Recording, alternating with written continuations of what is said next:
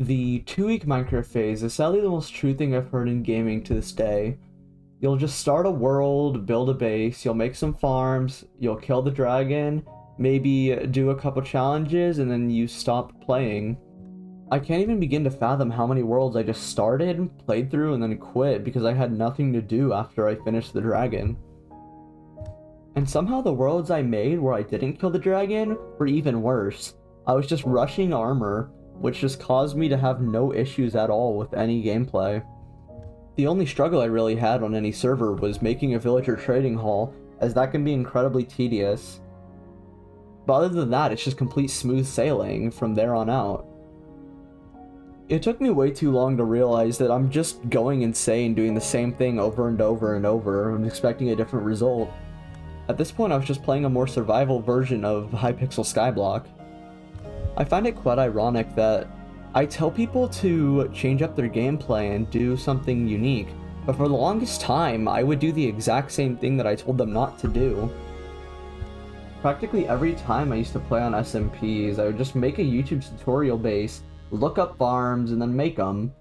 I always got bored because I made things to have fun with the social parts of a server, but everyone had the same idea, which meant they all got burnt out really fast from all the farms they make, so nobody ended up interacting.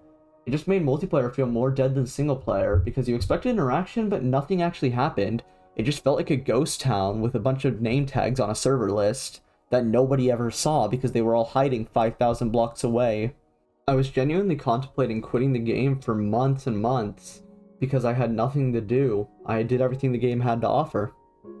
I didn't think there was anything unique left to do in a server. Sure, there were minigame servers like Hypixel, but I had played them so much that it just felt like it was normal Minecraft at that point. And with how competitive those games are nowadays, it just felt impossible to actually enjoy your time because you would just get instantly sniped down by some random guy. So when my group chat decided they wanted to play Minecraft again recently, I wasn't exactly excited to play it, but we decided to go back to 1.7.10 to give it a shot since we loved the simplicity and wanted some of that nostalgia back. Strangely enough though, when we started that world, something actually felt different.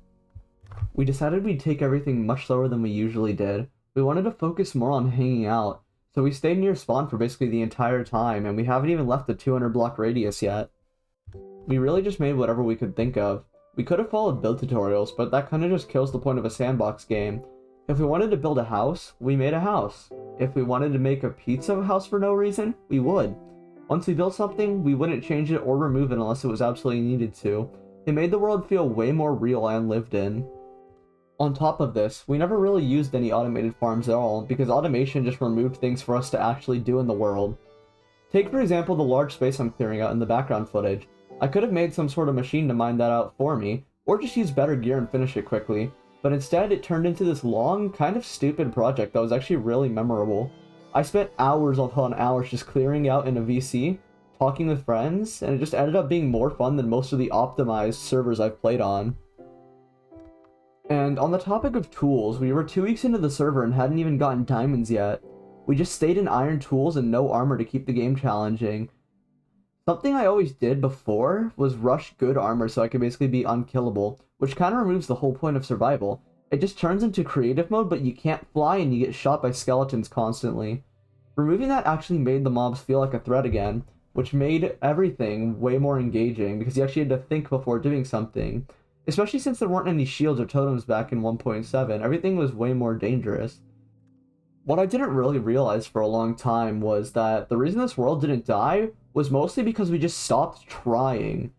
We stopped trying to optimize everything, we stopped trying to rush progression, and we stopped trying to make the best world we could.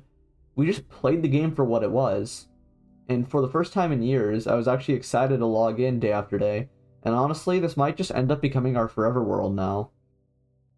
If you clicked on this video to figure out what you could do to keep your world alive, there's several good methods, but they might not all work for you.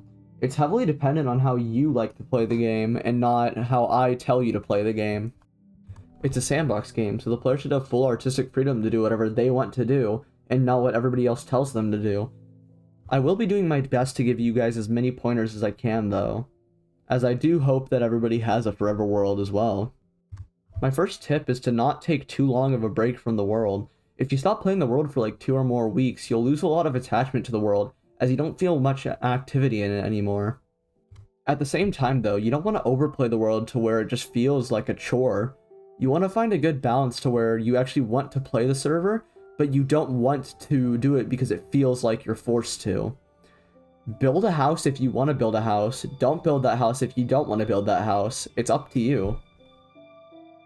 Don't feel pressured by anybody else to make what they want you to make. It's your world, not theirs. My second tip would be to not automate everything. Automation tends to kill all the activity on a server like I previously mentioned. Although maybe you're fine with that, it could definitely end up with a more unique experience if you just play the game normally.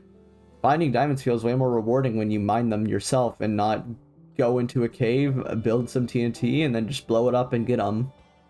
You should try something new. If you're a PvP player, try building. If you're a builder, try exploring. If you're an explorer, try PvPing. You could go in a full cycle and you could do whatever you need. My next tip would be to not rush gear. Again, like I said previously, becoming unkillable just ruined the entire purpose of the game for me. Try to keep the game as authentic as possible and keep yourself vulnerable to attacks.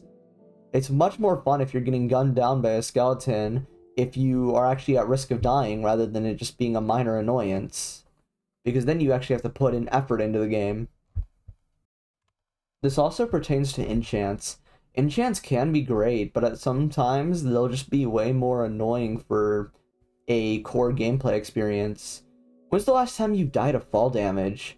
Probably not for years, considering that you usually just use feather falling all day every day. If you find the game to be too easy, try using only basic level enchants.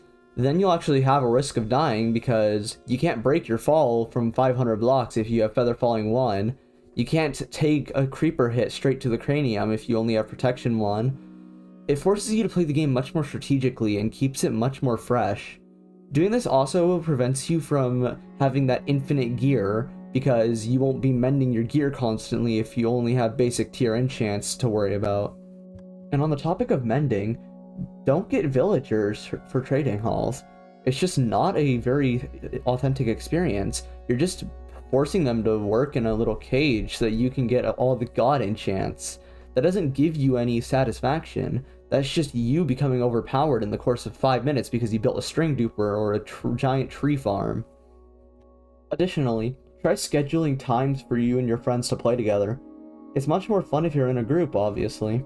So if you're just staying solo on a multiplayer server, what's the point? If you disagree with these points, that's perfectly fine. Again, you're meant to play the game how you want to play it, not how I'm telling you to play it. If you want to play it this way, go for it. If you want to play it your own way, all the power to you. So if I want you to take one thing away from this, it's to try something new. You might end up enjoying it way more than you expect. I'm not a very good speaker or anything. I just really had this topic on my mind for a while and wanted to speak up about it. And hopefully it at least helped one of you start a new world and enjoy it forever. But that's about all I have to talk about today. So if you enjoyed, thanks for watching, and I'll see you on the flip side.